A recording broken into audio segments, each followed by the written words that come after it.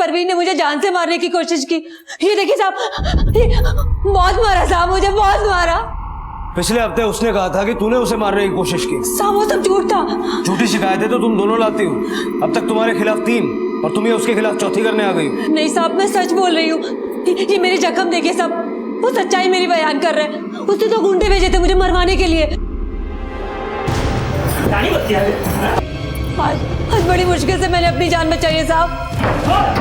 अगर आपने कोई कार्रवाई नहीं की ना साहब तो मैं जिंदा नहीं बचूंगी।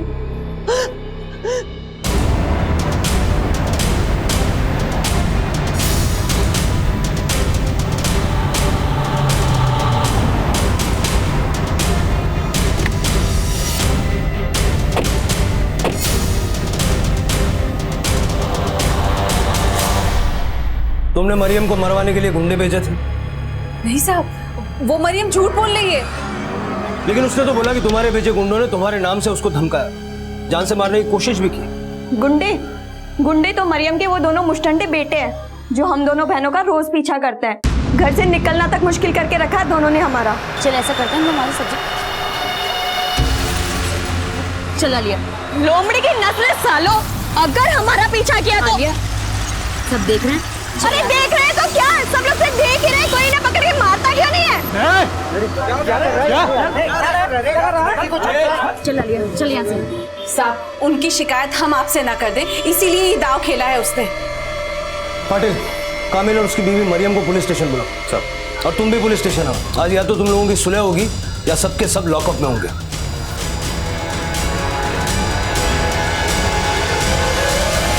साहब मैं जो साहब ना मैं क्या मैं मत कर। इन सब का मुखिया है तू।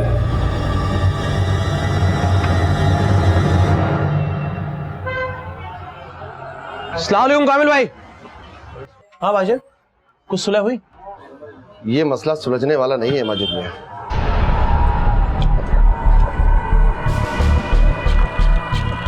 दोनों ही सुलझ रही हैं। लगता है मुझे अब कुछ दूसरा ही तोड़ निकालना पड़ेगा। तोड़ तो निकालना ही पड़ेगा, वरना तुम्हारा दिलफेक बाप उस घर को उन्हीं के नाम कर देगा। अब ये घर में अपने नाम करा कर ही दम लूंगी। अम्मी, ये बात तो तुम तब से बोल रही हो जब से तुम्हारे शौहर इस घर से गए। लेकिन इस बार मेरा दांव खाली नहीं जाएगा। लेकिन अम्मी आप करने क्या वाली हो? उसे अपनी लौंडियों की आबरू की बहुत फिक्र है ना, लेकिन इस बार वो वहां से बेआबरू होकर निकलेंगी। हाँ, यही ठीक रहेगा अम्मी। उसके दोनों बेटों को चार्जेस में अंदर करवा देंगे हम। लेकिन अम्मी, पुलिस को यकीन कैसे दिलाएंगे कि वो तीनों धंधा करती हैं? गैर मर्दों के साथ ताल्लुकात हैं उनके। इस झूठ को सच बना के परोसने का क्या अंजाम हो सकता है? कभी सोचा है तुम दोनों ने? जो अंजाम हम भुगत रहे हैं उसे बदलने के लिए मैं किसी भी हद तक जा सकती हूँ। तुम अपनी हद में रही होती अम्मी तो हमारी जिंदगी का ये अंजाम कभी नहीं होता। आपा, जो हो गया उसे दोहराने का वक्त नहीं है, ये बदला लेने का वक्त है। ये क्या बना दिया तुमने आलिया को अम्मी?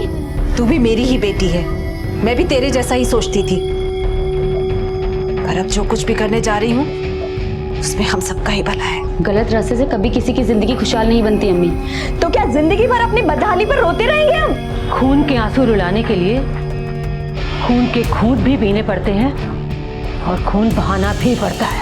अम्मी, हम आपके साथ हैं। लेकिन अब्बू, माजिद मियां वो दोनों रुकने वाली नहीं है। पुलिस अब उन्हें नहीं मुझे तोड़ेगी और मुझे अपनी हड्डियां नहीं तोड़वाती। तो फिर आगे क्या सोचा है? अब जो सोचा है वही होगा। अगर तूने हमारा साथ नहीं दिया मैं तो गलत का साथ कभी नहीं दूंगी अम्मी। जैसे एक मयान में दो तलवारें नहीं रह सकती, उसी तरह से दोहरी शख्सियत रखने वाले कभी भी एक सुकून भरा आशियाना नहीं बना सकते। घर में 4 बर्तन होंगे तो खनकेंगे ही। इस कहावत से ज्यादा विशैला मुहावरा है अपनी ही थाली में छेद करना। जब अपने ही अपनों की शय और मात में दिलचस्पी लेने लगे तो रिश्तों की बिसात पर शुरू होता है नफरत का खेल।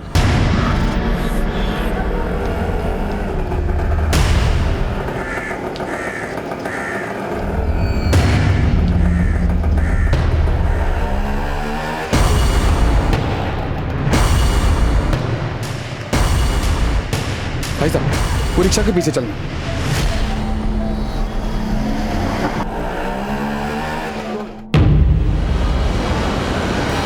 क्या हुआ? मेरी शक्ल भी भूल गई?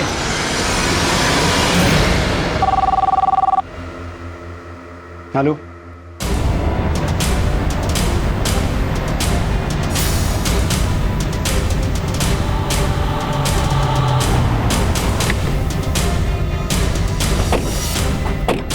हट जाओ, हटो हटो, साइड हटो। थोड़ा सामने था।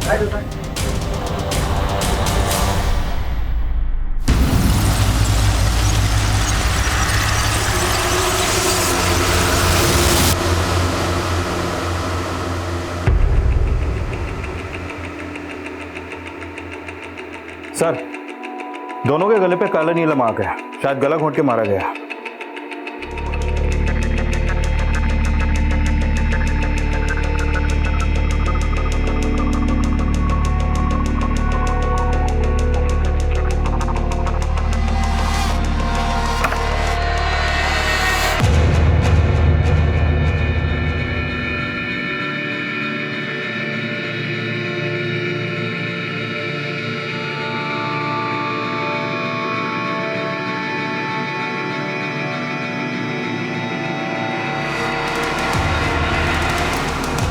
सर, दोनों लड़कियों की मां परवीन गायब है और उसका फोन भी स्विच ऑफ है।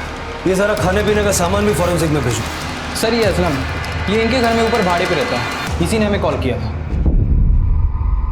सर मुझे नहीं पता कि आंटी कहाँ पर है।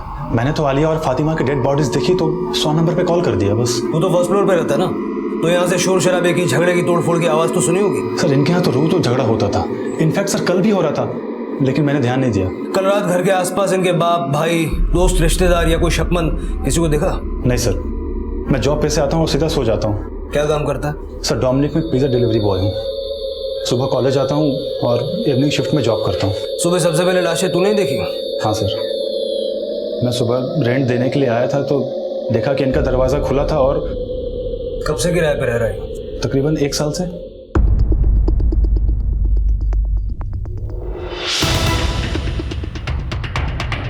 सर, पड़ोसियों ने भी यहाँ किसी अनजान या परवीन के पति कामिल या उनके बेटे जुनैद और वसीम और मरियम को भी यहाँ पे नहीं देखा।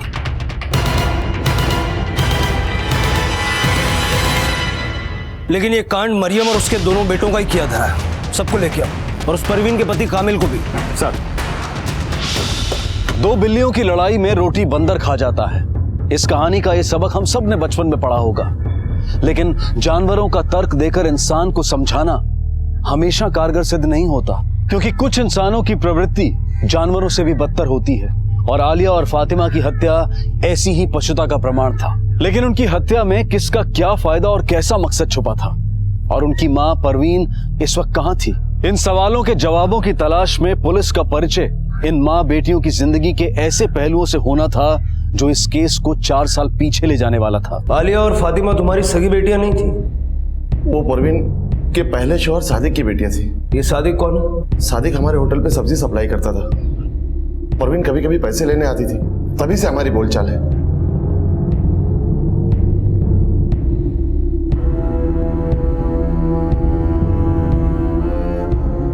तो तुमसे निकाह करने के लिए उसने अपने शौहर को तलाक दे दिया? नहीं, तलाक नहीं साहब। सादिक का तो 4 साल पहले ही इंतकाल हो गया था। मुझे उस बेवा पे तरस आ गया और मैंने निकाह कर लिया। लेकिन फातिमा और आलिया को भी मैं अपनी ही औलाद समझता था, और आप मुझ पे शक कर रहे हैं कि मैंने उनको मारा है।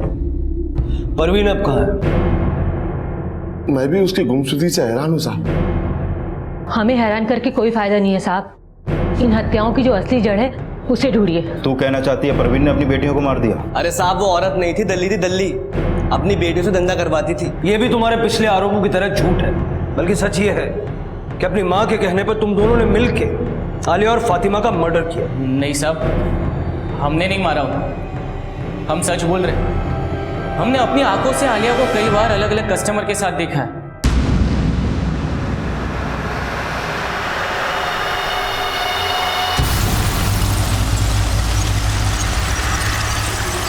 आलिया को किसी के साथ देख लिया तो उसका ये मतलब है कि वो प्रोस्टिट्यूशन करती थी। और फातिमा तो अपनी माँ के और बड़े धोखे का शिकार हुई। कैसा धोखा? 6 महीने पहले उसकी मंगनी हारून से हुई। हारून? वो निकाह तो फातिमा से करना चाहता था, पर उससे इश्क परवीन लड़ा रही थी। परवीन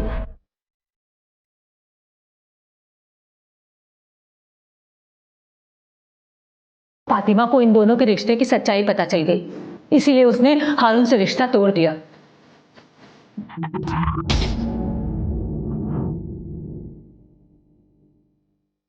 वो भी परवीन की सारी हैसियत पता चल गई, इसलिए वो परवीन को छोड़कर हमारे साथ रहने लगा।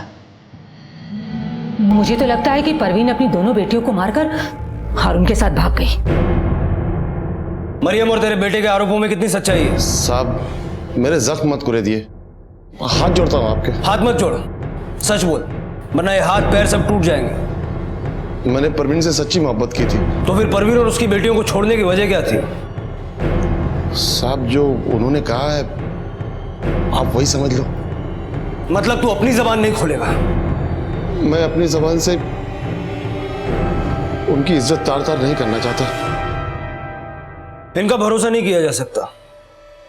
परवीन, आलिया और फातिमा के साथ साथ इनकी कॉल डिटेल्स भी निकलवाओ और पता लगाओ ये हारून कौन है। सर मैंने आलिया और फातिमा के मोबाइल चेक किए, दोनों फोन से। कल रात 9 बजे से 12 बजे के बीच परवीन के नंबर पर बहुत कॉल हुई, लेकिन परवीन ने उनका कॉल रिसीव नहीं किया। इसका मतलब उनका मर्डर रात 12 बजे के बाद हुआ। सर एक बात और, फातिमा के मोबाइल स्क्रीन पे उसकी फोटो एक लड़के के साथ है, ये देखिए। पटेल कहीं यही हारून तो नहीं? मरियम ने जो सिक्का उछाला उसके एक तरफ परवीन तो दूसरी तरफ हारून का जिक्र आया। इनके नाजायज रिश्ते को आलिया और फातिमा की हत्या की वजह बताया गया। साथ ही साथ आलिया और फातिमा के चरित्र पर भी सवालिया निशान खड़े किए गए। जब आग लगाने वाले राख को कुरेदने की बात करते हैं तो लगता यही है कि झूठ को शीशे में उतारा जा रहा है, लेकिन कभी कभी सच के पैमानों में भी झूठ के जाम भरे होते हैं। सर परवीन के कॉल रिकॉर्ड के मुताबिक उसकी हत्या से पहले शाम 5:30 बजे दहीसर के एक पीसीओ से उसे कॉल आया, जिसके बाद वो शाम 6:30 बजे वहां पर पहुंची। और सर उसी रात 1 बजे तक उसका फोन वहां पर एक्टिव रहा और उसके बाद बंद हो गया। उस रात कामिल, मरियम और उसके दोनों बेटों के फोन की लोकेशन कहाँ थी? मरियम की फोन लोकेशन उसके नया नगर वाले घर की थी। कामिल, जुनैद और वसीम अपने काशी मीरा वाले होटल के पास थे। पाटिल, ये इनका सोचा समझा षड्यंत्र हो सकता है और पीसीओ से फोन करके परवीन को दहीसर बुलाना इन हत्याओं को अंजाम देने की चाल। ये सब देड़चाने हैं। फोन लोकेशंस को लेकर के इनको शक के दायरे के बाहर रखना ठीक नहीं होगा। लेकिन सर आलिया और फातिमा के मोबाइल से रात 9 से 12 बजे के बीच में जो कॉल हुए थे वो, ये भी एक साजिश हो सकती। अब ये तो पोस्टमार्टम रिपोर्ट के बाद ही पता चलेगा ना कि ये सारे कॉल्स उनके मरने से पहले हुए या मरने के बाद। वैसे इन माँ बेटियों की सबसे ज्यादा बात किससे होती थी? सर आलिया के मोबाइल से उसके कॉलेज के जिशान नाम के लड़के को कॉल ज्यादा होते थे और फातिमा के मोबाइल से हारून को। इस जिशान को भी बुलाओ। और ये हारून का बात।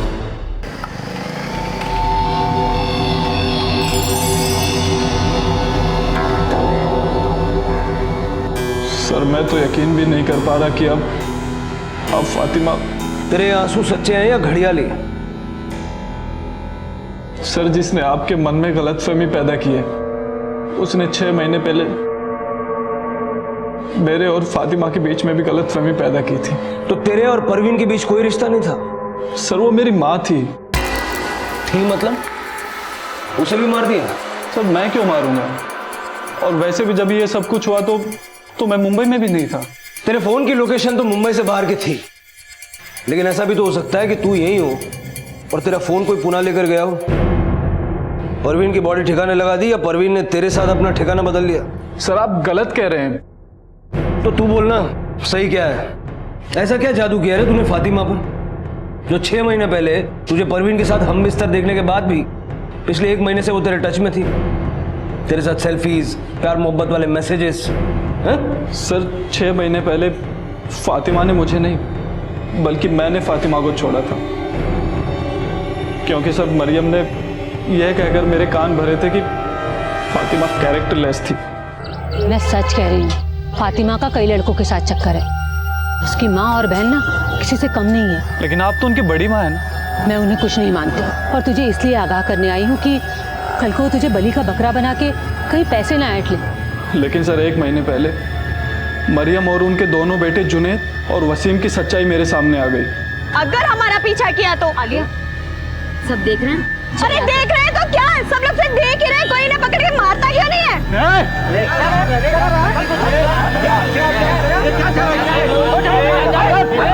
चल यहाँ से। उसके बाद मैंने खुद सच का पता लगाया। सर वो लोग उनको जानबूझकर बदनाम कर रहे थे ताकि वो लोग परेशान होकर ये शहर छोड़ दें और वो उनका घर हड़प लें। ये तुझे बताया किसने? आलिया ने। और फातिमा तो इतनी स्वाभिमानी थी कि वो अपनी अम्मी और बहन को कहती थी कि उनको जो कुछ भी चाहिए वो दे दो। सर फातिमा बहुत अच्छी लड़की थी।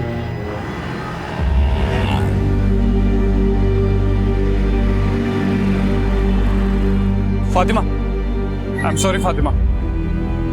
फातिमा वो फातिमा फातिमा फातिमा प्लीज प्लीज मुझे माफ कर दो। मैंने मरियम की बातों में आके कल को मुझसे निकाह करके फिर से मुझ पे शक किया तो? नहीं फातिमा, ऐसा नहीं होगा आगे। फातिमा, ये सब तमाशा मत करो। फातिमा प्लीज मुझे एक मौका दे दो, एक मौका बस। मैं जिंदगी भर तुम्हें शिकायत का मौका नहीं दूंगा।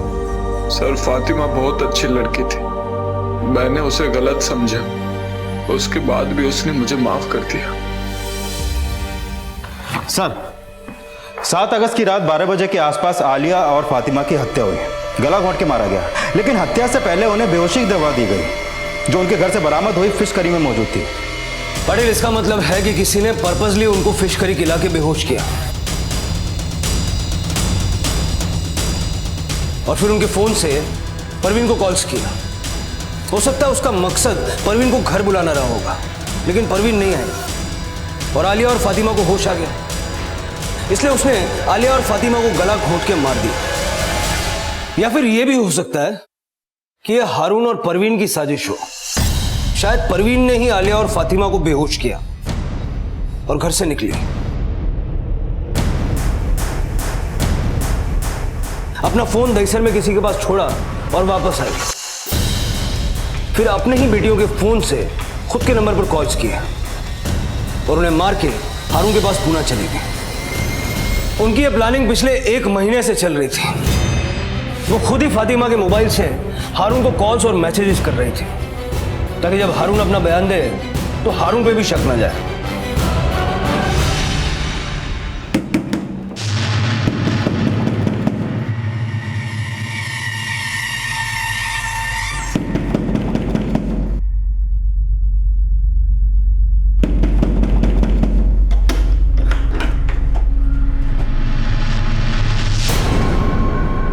सर मैंने हारून की अलीबाई चेक की, मर्डर वाली रात वो पूना में ही था। पाटिल, कहीं ऐसा तो नहीं कि परवीन और उसकी बेटियां मरियम और उसके बेटों के बदले का शिकार हो गई हो सकता है इन्होंने परवीन को मार के ठिकाने लगा दिया हो ताकि हम परवीन को अपनी ही बेटियों का मर्डर समझ के ढूंढते रहें। सर मैंने परवीन, फातिमा और आलिया की बैंक की स्टेटमेंट चेक की।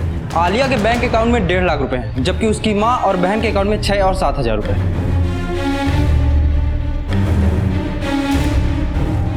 इस आलिया के बॉयफ्रेंड जीशान का क्या स्टेटस? सर मेरी उससे बात हुई है, कॉलेज के बाद आ जाएगा। सर आलिया मेरी अच्छी दोस्त थी, हम एक ही कॉलेज में पढ़ते थे, इसलिए अक्सर हमारी बातें हुआ करती थी। तेरा अफेयर था उससे? जी सर। आलिया तुझसे उधार भी मांगती थी क्या? नहीं सर, लेकिन आप ये सब। आखिरी बार कब मिले थे उससे? सर 7 या 8 अगस्त को। 8 को नहीं, 7 को, क्योंकि उस रात उसका मर्डर हो गया। लेकिन सर मैं शाम को थोड़े टाइम के लिए मिलने गया था उससे। चलता हूँ यार। नहीं, डिनर करके जाना, आज फिश करी का प्रोग्राम है। तू बना रही है? नहीं मैं नहीं, कोई और आ रहा है। कौन? मेरा बॉयफ्रेंड। मतलब मेरे अलावा कोई और भी है? बहुत है सर। मुझे नहीं पता आलिया की जिंदगी में और कौन कौन था। कोई भी हिंट जो उससे कभी मिला हो, उसे छेड़ता हो। साहब वो झूठ बोल रहा है। मैं कभी उसके कॉलेज नहीं गया। निशानी नहीं, हारून ने भी तुम दोनों को उन्हें परेशान करते हुए देखा था।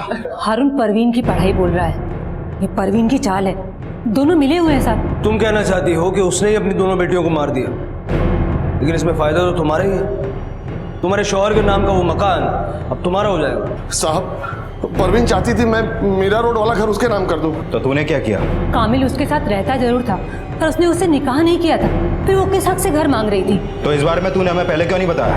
आप पहले ही मुझ पर खून का इल्जाम लगा रहे थे, मैं डर गया। वो औरत इतना गिर गई थी कि एक दिन मेरी और कामिल की गैर मौजूदगी में मेरे घर में घुस गई अपनी बेटियों के साथ। मुझे नहीं जाना है।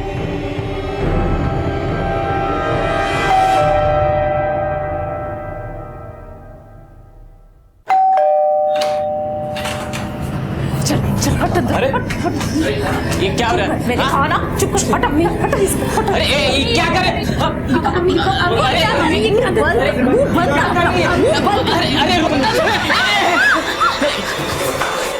ये सब क्या हो रहा है यार? खाला, हमने कुछ नहीं किया, ये लोग जबरदस्ती घर में। ना बेटा, मैंने सब देख लिया। क्या देखा? इन लड़कों ने मेरी लड़कियों के साथ। चुप, झूठ मत बोलना। साहब वो तो जीनत की वजह से हमारी इज्जत बच गई, वरना तो वो औरत हमारे बेटे को बदनाम करने की सोच कर आई थी।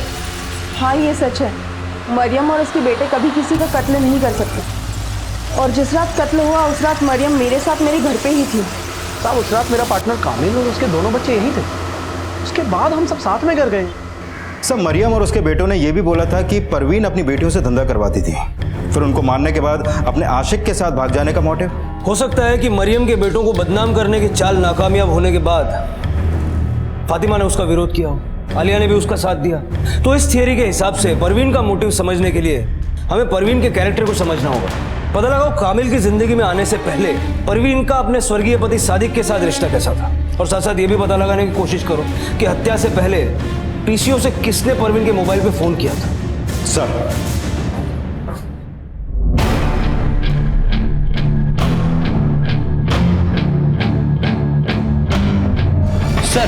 जिस पीसीओ से परवीन को कॉल हुई थी उसके सामने वाली शॉप की सीसीटीवी फुटेज मिल गई।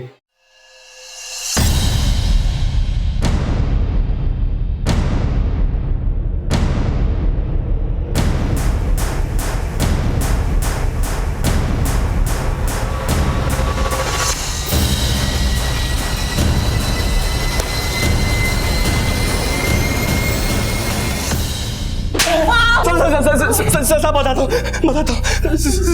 साहब, मैंने माना, मैंने उसे कॉल किया था, पर साहब हमने मारा नहीं। कॉल किस लिए किया था?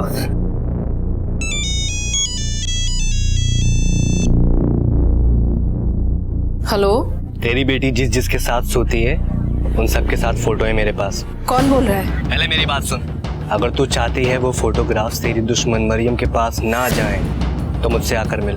साहब उसे हमने एक गेस्ट हाउस में बुलाया था, पर वो आई नहीं साहब। आई नहीं, या उसको किडनैप करके आलिया और फातिमा को मार दिया तुमने? नहीं साहब, हमने नहीं मारा। आलिया के वो फोटोग्राफ्स का? साहब वो हमने झूठ बोला था। हाँ लेकिन ये सच है कि आलिया धंधा करती थी। तो उसे बुलाया किस मकसद से था? वो साहब हम उसको बेहोश करके उसकी न्यूड फोटोग्राफ्स लेने वाले थे, ताकि उसको ब्लैकमेल करके अपने अब्बू जान का घर खाली करवा लें। मतलब परवीन आई थी, लेकिन तुम लोग जो चाहते थे वो कर नहीं पाए, इसलिए उसे मार दिया।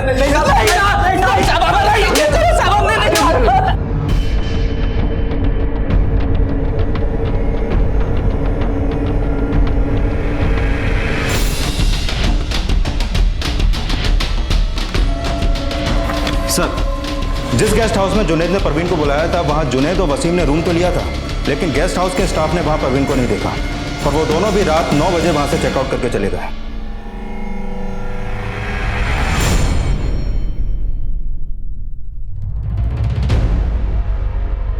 वसीम, जुनैद और मरियम, इनसे इनका 36 का आंकड़ा था, लेकिन मर्डर से पहले फिश करी में बेहोशी की दवा मिलाई गई। यानी ऐसा कोई शख्स भी वहां मौजूद था जो आलिया और फातिमा का करीबी था। सर, ये लोग बार बार ये भी दावा कर रहे हैं कि आलिया प्रोस्टिट्यूशन में थी, उसके अकाउंट में इतना पैसा होना, कहीं सर इस मर्डर में उसके किसी कस्टमर का तो हाथ नहीं? वसीम और जुनैद ने आलिया को जिस जिस गेस्ट हाउस के बाहर देखा है, वहां पता करो वो किन किन से मिलती थी। पुलिस एक तरफ ये पता लगाने की कोशिश कर रही थी कि आखिरकार आलिया के बैंक अकाउंट में इतना पैसा होने का असल राज क्या था, और साथ साथ आलिया से जुड़े रहस्यों का भी खुलासा हो गया।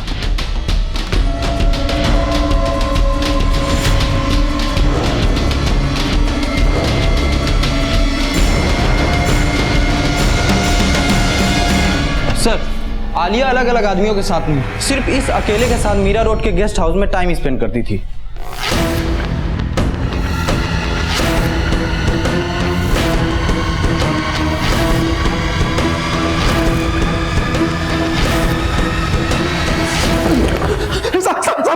बताता हूँ साहब, आलिया मुझे 6 महीने से बेवकूफ बना रही थी साहब।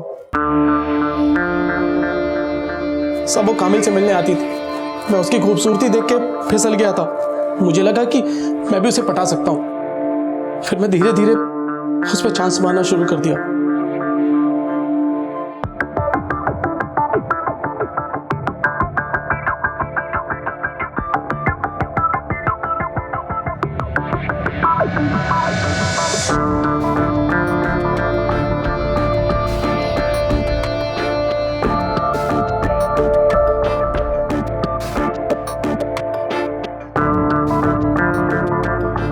आयाशी से बना रिश्ता धीरे धीरे प्यार में बदल गया था। मैंने उसे निकाह करने का फैसला कर लिया, लेकिन वो मुझसे निकाह नहीं करना चाहती थी क्योंकि उसका लफड़ा पहले ही जिशान से चालू था। इसलिए तेरी जल गई और तूने उसे मार दिया। नहीं, मैंने उसे नहीं मारा। उस रात तो साहब मैं होटल में ही था। लेकिन जिस रात उसका मर्डर हुआ तूने उसे अपना स्पेशल फिश करी भिजवाया था। कौन सा डिलीवरी बॉय लेकर गया था? बोल बोल, कौन लेके गया था? बोल। सब मैं अपनी बेटी की कसम खा के कहता हूँ साहब, कोई फिश करी नहीं भिजवाई साहब, मैंने कोई फिश करी नहीं भिजवाई। पुलिस इस केस के हर एंगल को इन्वेस्टिगेट कर रही थी और परवीन की तलाश में उसका अतीत भी खंगाला जा रहा था, जिसके लिए पुलिस उसके पहले पति के घर भी पहुंची।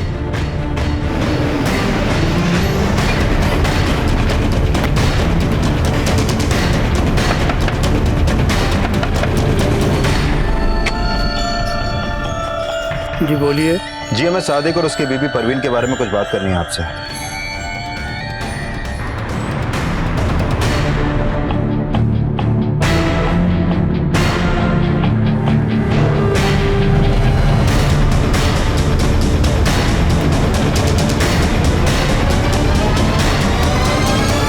यही सादिक है, वेजिटेबल सप्लाई की आड़ में ह्यूमन ट्रैफिकिंग करता था। 5 साल की कैद हुई थी, अभी 1 अगस्त को ही रिहा हुआ है। मतलब परवीन ने कामिल से झूठ बोला कि सादिक का इंतकाल हो गया। सादिक इस हत्याकांड से 1 हफ्ते पहले घर आया। कहीं सर उसी ने तो बदला लेने के लिए कांड तो नहीं किया? परवीन का पहला पति जिंदा भी था और एक क्रिमिनल भी था। यह खुलासा इस केस का एक टर्निंग पॉइंट था, लेकिन परवीन की गुमशुदगी और उसकी बेटियों की हत्या में सादिक का क्या रोल हो सकता था, ये जानने के लिए पुलिस सादिक की तलाश में जुट गई। लेकिन इस केस में कई और घुमाव आने अभी बाकी थे। सर, सादिक को परवीन के भाड़ोतरी समेत कई लोगों ने वहां देखा था। वो परवीन के घर के पास किराए का रूम लेने के बहाने एक स्टेट एजेंट से मिला था, जिसने सादिक को परवीन का मोबाइल नंबर दिया था। हो सकता है कि ये फिश करी का प्रोग्राम जेल से छूटे हुए बाप से मिलने की खुशी में हो। इस सादिक के बाप का फोन भी सर्विलेंस पे डलवा हो। सर,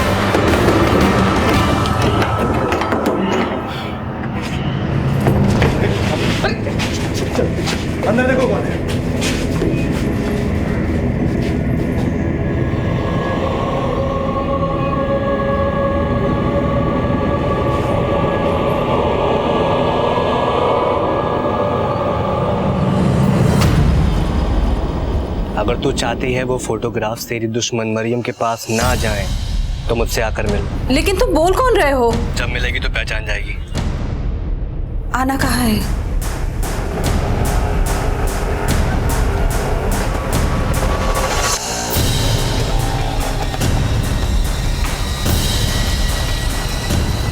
भाई साहब, वो रिक्शा के पीछे चलना।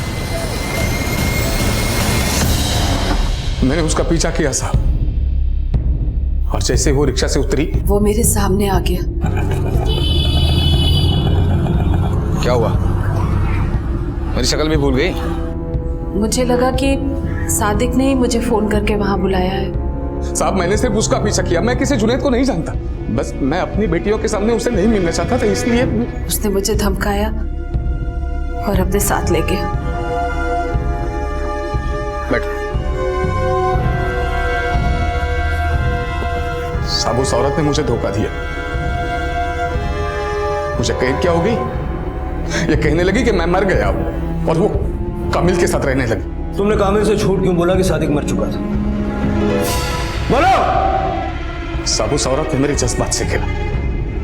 मैं उसे सबक सिखाना चाहता था, और मुझे पता है वो कामिल को भी उसने पागल बनाया होगा पैसे हड़पने के लिए। ये सच नहीं है। मैं मानती हूँ कि मैंने कामिल से झूठ बोला, पर मैं उससे सच्ची मोहब्बत करती थी साहब। लेकिन तूने उसे ही नहीं, अपनी बेटियों को भी धोखा दिया। फातिमा के होने वाले शौहर के साथ तेरा रिश्ता था। पैसों के लिए अपनी बेटियों की इज्जत नीलाम करती थी, धंधा करवा दी थी उनसे। ये झूठ है साहब, ये झूठ है। तो फिर कामिल ने तुझे छोड़ा क्यों? कामिल ने मुझे नहीं छोड़ा साहब, बल्कि मैंने खुद उसको अपनी जिंदगी से दूर कर दिया। उसने मेरे जज्बात से खेला, निकाह तक नहीं किया मुझसे, क्योंकि उसकी नीयत मेरी बेटियों पर थी।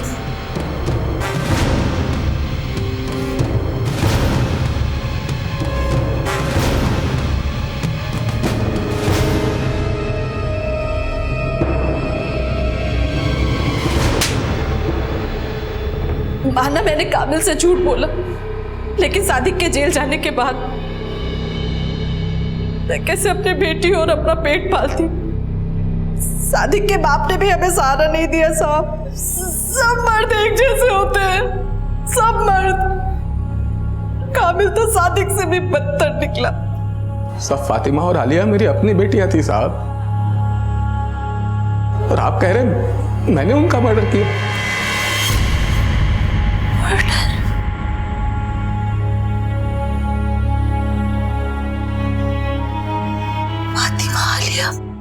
हाँ, उनका मर्डर हुआ है। मारने से पहले उन्हें बेहोश किया गया। जो फिश करी उन्होंने खाई थी उसमें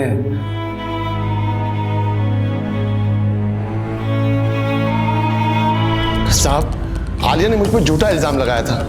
मैं उसे अपनी बेटी मानता था। अच्छा? मेरा यकीन करो साहब, उसने मुझे के इस इल्जाम में फंसाकर परवीन की नजर में गिरा दिया, और फिर पुलिस कंप्लेंट की धमकी देकर मुझसे 1 लाख रुपए ऐंठ लिए।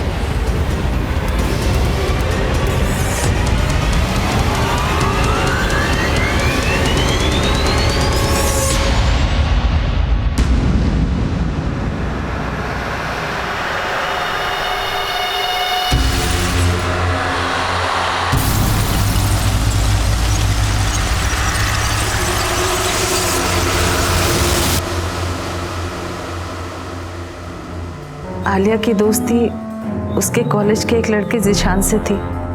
वो उसी से मिलने जाया करती थी। लेकिन आलिया माजिद से भी मिल रही थी।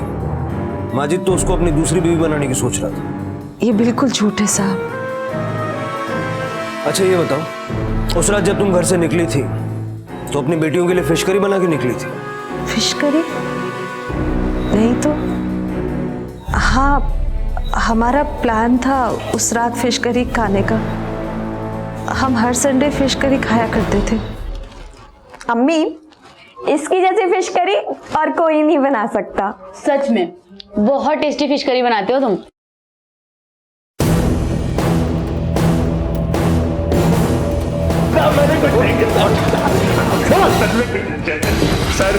सर मैंने सिर्फ फिश करी बनाई, मैंने मर्डर नहीं किया साहब।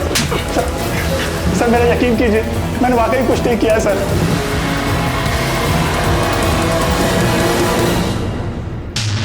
मेरी जमानत तो हो गई, पर मेरे बेटे अभी तक अंदर हैं।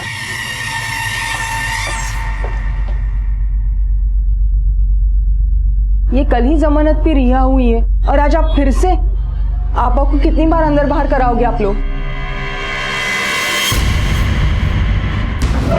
जीनत, माजिद ने बताया कि तुझे उसकी अय्याशियों की कोई खबर नहीं थी, लेकिन तुझे तो सब कुछ पता है ना?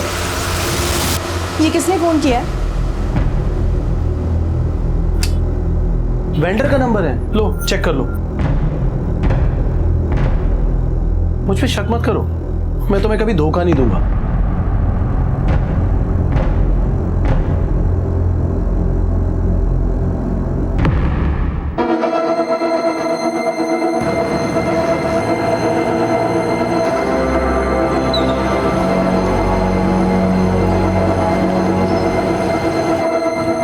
सिर्फ 20,000?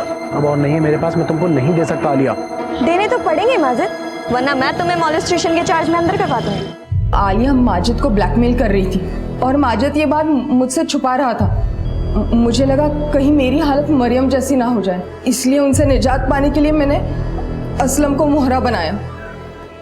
असलम की गरीबी के फायदा उठाया और नहीं, मैं नहीं कर सकता। देख, एक बार ये काम कर ले, फिर नौकरी छोड़ के चैन से पढ़ाई कर सकता है तू। मैंने किसी तरह असलम को मना लिया था। आंटी कहाँ पे? वो अभी आ रही हैं थोड़ी देर में। तुम रुको, आज फिश करी मैं ट्राई करती हूँ। तुमको देख देख के सीख लिया है मैंने। लाओ। अरे नहीं, तुम रहने दो, आज मैं इसे एक नए फ्लेवर से बनाने वाला हूँ। ओके।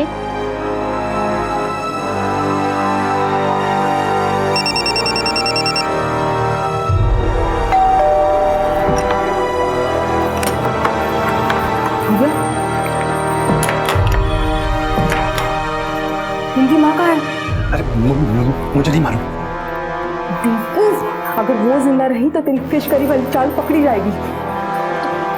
मैं क्या करूं, वो आई नहीं। इन लोगों ने फिश खा ली। एक काम कर, परवीन को फोन लगा, कब तक आ रही पूछ, और जैसे ही वो आएगी ना उसको भी समझ गया ना। हाँ। और ये अपने फोन से नहीं, उनके फोन से लगा।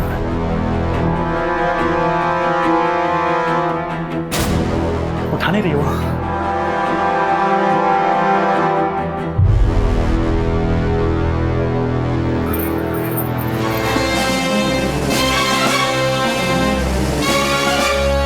बस अब यहाँ रुकना ठीक नहीं है। देखो, तुमको जिससे बदला लेना था वो मर गई है। चलो निकलो यहाँ से।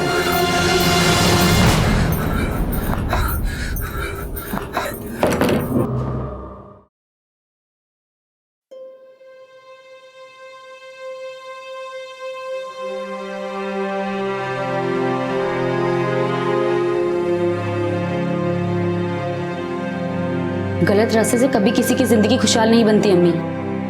तुम्हें कामिल जी से झूठ नहीं बोलना चाहिए था, उन्हें सब सच बता दो। अगर वो सच में तुम्हारी परवाह करते होंगे तो तुम्हारा साथ देंगे, लेकिन झूठ से मुझे समझाएगी। हाँ?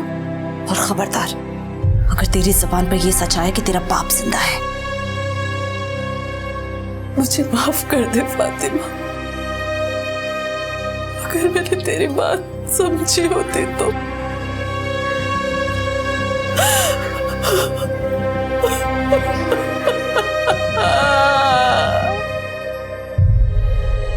परवीन ने अपनी मुश्किलों का समाधान झूठ से करना चाहा और शायद इसीलिए आलिया को भी ये राह आसान लगी। जैसे गेहूं के साथ घुन भी पिस जाता है, उसी तरह से फातिमा भी अपने करीबियों के अवगुणों का शिकार हो गई और परवीन अपने आप को कोस कर भी अब इस कड़वी हकीकत को बदल नहीं सकती। जिंदगी के उतार चढ़ाव से हम सभी गुजरते हैं, लेकिन ऊंचाइयों पर पहुंचने के लिए चाहे हमें संघर्ष के पहाड़ ही क्यों न चढ़ने पड़े, लेकिन झूठ और फरेब के शॉर्टकट्स हम कभी ना अपनाएं। इसी विचार के साथ मैं अनूप सोनी अब आप सबसे विदा लेता हूं।